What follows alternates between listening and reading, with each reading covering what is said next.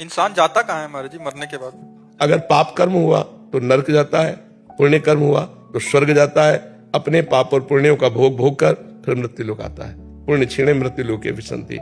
एक अपराध की भारत में ऐसी सजा है कि 20 साल सजा, आजीवन कारावास या फांसी की सजा एक ही अपराध में तो होती है। हमारे कितने ऐसे अपराध है ना भारत सरकार से दंड मिला है ना हमने प्रायश्चित किया है, तो उन पापों का फल नरक में तो भोगना पड़ेगा।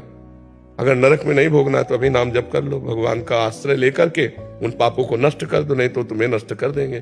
तो कहो एक कल्प रहना पड़े नरक में। ऐसे जो हमने पाप किए हैं उसका हम यहाँ भुगतान कर सकते हैं महाराज जी, कि हमें जाना ना पड़े नरक? हाँ बिल्कुल कर सकते हैं, बिल्कुल कर सकते हैं। भजन के द्वारा, तीर्थयाटन के द्वारा, दान पुण्य के द्वारा, परोपकार के द्वारा, और सबका फल मांगे कि मैं निष्पाप हो जाऊं, मैं भगवान को प्राप्त हूं, तो फिर भगवत प्राप्ति ही ना होती अगर पाप नष्ट ना होते तो।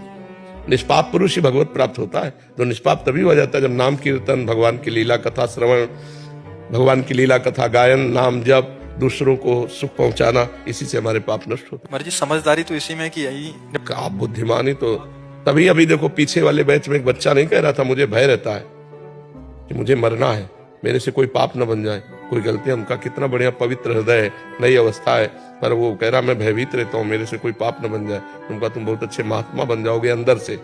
जो भयभीत रहता है कि मेरे से गलती न हो जाए वो निकल जाएगा, और जो गलतियों में निर्भय होके जाते हैं वो फंस जाते हैं, नष्ट हो जाते हैं।